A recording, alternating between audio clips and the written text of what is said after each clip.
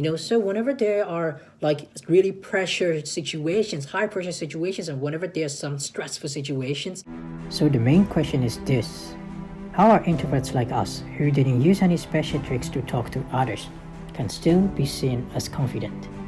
How do we manage to just stay in our room for most of the time and yet still make friends without being needy? And that is the big question that this channel will answer for you. Welcome to Social Abundance Strategies. What's up, guys? Welcome to Social Abundance Strategies. So today, the weather is good, but I couldn't get up today very early, because I was thinking too much last night. I couldn't stop my thoughts and I just couldn't sleep anymore. Anyways, so let's begin. Today, we're gonna get into why INTJs are seen as cool.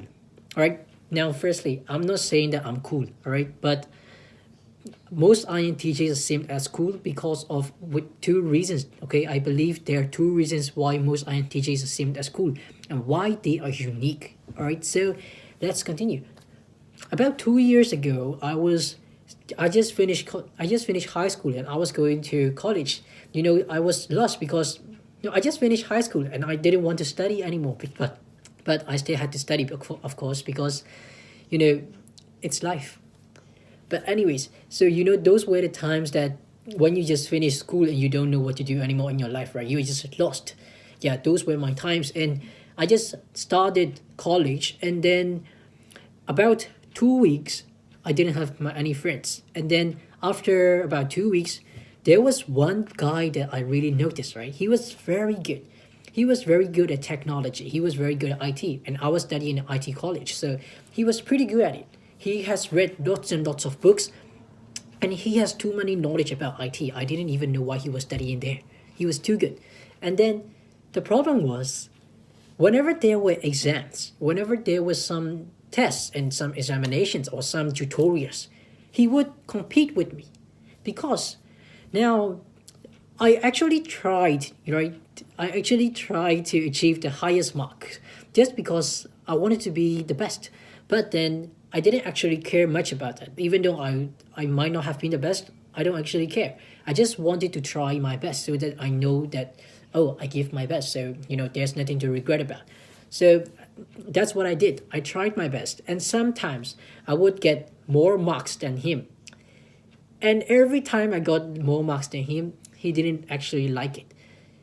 And then he started to compete with me in every single thing. Just like he viewed me as his enemy. He viewed me as his friend also, but his enemy.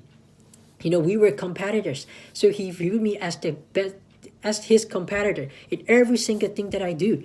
Whatever I do, like let's supposedly say that we're sitting for the same examination. He's just going to compete with me. After the examination, he will come and ask me how well I did. And then when we got the results, he would just run up to me and he would look at my results, just to compare them and know who is better and such. So whenever he won, he would be like, "Oh, I'm better than you." And then whenever there's some competitions or some exams, he would be like, "Let's compete. I know I'm better than you. Are you afraid?" Whenever I say, "No, I don't want to compete," he will be like, "Are you afraid of me? I know you're afraid of me. Come on." He's just trying to make competitions. He's just trying to make me compete. So it went on like that for years. Like after 2 years, I was about to finish college and I was about to get diploma, right? So after 2 years, that was the last competition that we ever had, right? So the last competition was IELTS exam.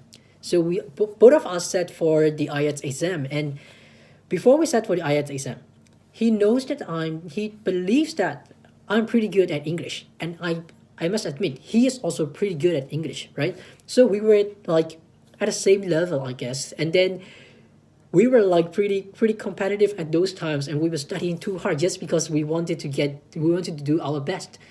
Even though I still believe that we would still compete with ourselves. I still always compete with myself, right? I don't compete with others because what's the point? I still compete with myself. But from his perspectives, he wanted to compete with me because he wanted to improve himself, and also he wanted to show others that he's better than me. So yeah, that's what he views. That's how he views. So it happened, and after we were about to sit the IELTS exam, and then yeah, on the examination day, I was we were pretty, we were pretty excited, we were pretty nervous, but I tried to calm down, I tried to stay cool, because it's who I am. Whenever I'm about to sit exams, whenever I'm about to do tutorials, I always try to keep cool, because whenever you're stressed, it doesn't really help you in answering things. It doesn't really help you in sitting your exams. So I just try to keep cool. Whatever is happening around me, one day are exams. All right. So I'm just pretty cool. Whatever I do, I just walk. I even walk slowly just because I want to be calm. So yeah, that's who I am. But he was pretty nervous, and of course I'm also nervous. I was also nervous because that was the competition for us. And after we sit for the exam, he ran to me and he asked me, "How did you do?" I was like, I guess I did well. And then he was like, "Okay." And then it's over, right? And then on the results day, the results were out. But before the results were out, that morning, I woke up really early, right? Because I was nervous. I wanted to know whether I got really good results. And I didn't know whether how well I did, I wasn't sure of it, because even though I prepared well, I wasn't sure of it. Now, and a little side tip here: if you really want to be confident, and if you really don't want to be nervous when you are sitting for the exams, all right, whatever exams or whatever tutorials or whatever presentations that you're gonna do, if you don't want to be much nervous, and if you want to be confident, you guys have to actually prepare for it, right? If you prepare for it, if you are well prepared, you will believe that you are well prepared, and then you will be confident because you have already done it lots of times. You have already practiced lots of times. So it's pretty much the same thing. So you will be confident that you can do it. You know that you can do it. So you aren't much nervous anymore, right? But still, no one knows for sure, right? No one can predict the future. So I was pretty nervous, and so was he. And then at that morning, I checked the results. I went online. I unlocked my phone. I went online and I tried to check the results, but the results were not out yet. So I was like, okay, then I just go back to bed. And then I went to bed again. And then about 25 minutes later, he called me. My friend called me. And then he was like, "The results are out. Check it out. Check it out. How much did you get?" And I was like, I don't know. I haven't checked. Wait a second. And then I checked. I was very nervous, right? My heart was pounding a lot. I didn't know what I was thinking anymore. I was just too nervous. And then I was just clicking refresh again and again and again and again because I was too nervous. And then afterwards, the results were out. And I kind of won by about 0.5, right? I kind of won by 0.5, and then yeah. So it was very close. But still, the point is, whenever he won, he would be like, "Oh, I got you," like that kind of attitude. He has that kind of attitude. But then when I won, there were times that he won, and there were times that I won too. But at the last time, what was memorable was after the results day, we were playing table tennis, and after playing table tennis, we were just watching other people playing table tennis, other students playing, and then he and I were sitting around the table tennis table, and then he said, "I will never forget you." He said like that. You are very memorable. He said something like that. Wait, let me think. Oh, he said, "I will never get another friend like you." Yeah, that was so memorable for me. And he said, I am his best friend. He said, you're my best friend. I'll never get another friend like you. Now, the point that I'm telling you guys all of these is, those words that he said proved to me that it changed, his personality changed in those 2 years. His actions and words changed in those 2 years. Even though in those 2 years, he constantly tried to provoke me. He tried to make me compete with him. I never actually accepted his competitions, and I never actually said that let's compete. I never actually said those. And I never looked down upon him, even though sometimes he lost, I still didn't look down. And I just said, you win some, you lose some, right? It's a competition. You win some, you lose some. But whenever he won, he would try to provoke me. It happened. But because I didn't respond to that, and I always shared positivity to him whenever he said, I am better than you. Oh, I got you. I'm better than you. And whenever he said those, I would respond like, oh yeah, I know you're good. You're pretty good. I just said like that. So I didn't respond negatively. I just responded positively, and were I believe those actions resulted him to change, to transform into the better person in after 2 years. So at that point, I knew that he has changed. His actions, his words has totally changed. The first year it hasn't changed yet, but in the second year, his actions and his words started to change, and he began to become a better man. He just become more sympathetic. He became more considerable. I don't know how to say that, but anyways, you know what I mean. So he became more kind, and we just became best friends. Even though we were competitors, right? Even though we competed in every single thing, we were best friends. And I believe at last, it's not that I won, and it's not that he won too. I believe we both won because we both won in life, right, guys? Because we both became best friends. We both also improved a lot because of the competitions that we had. So I believe both of us became best friends and both of us won, right? So yeah. So the point of this story is, as INTJs, they don't actually respond to emotions much. So they are almost always logical, right?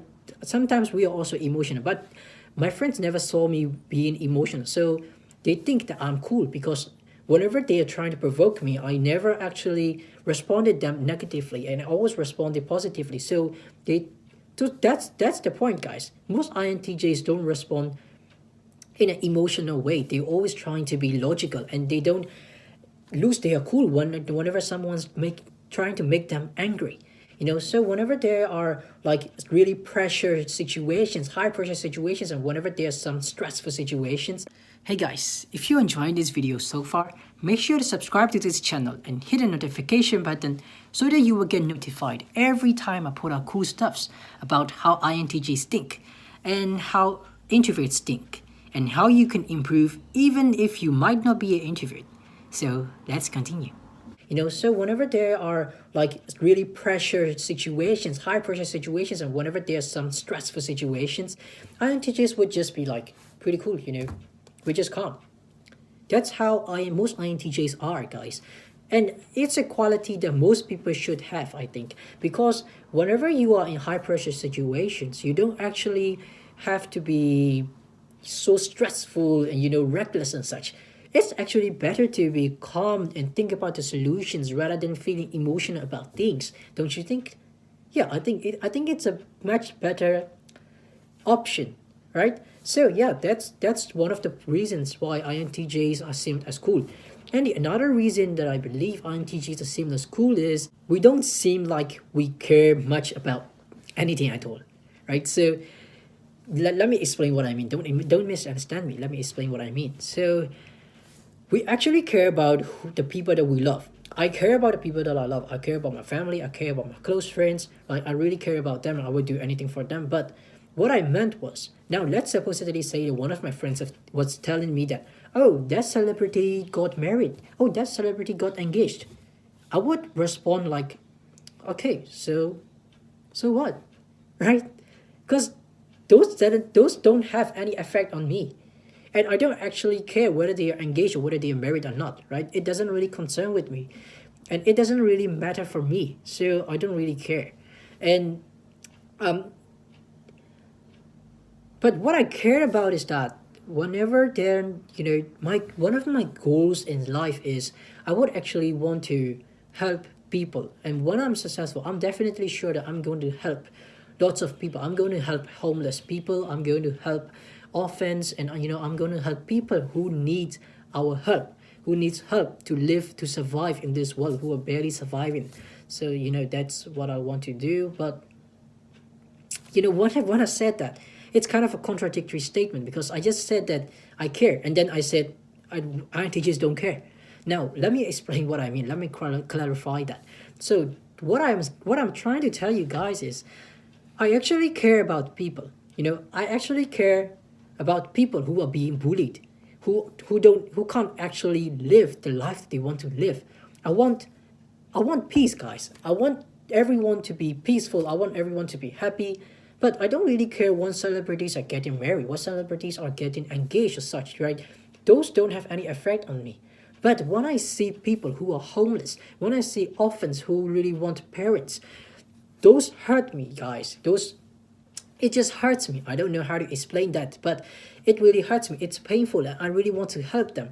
And whenever I see those, it's kind of my goal. It reminds me of my dream. Why I should be working harder and harder, because I really want to help them. But right now I can't, because I'm just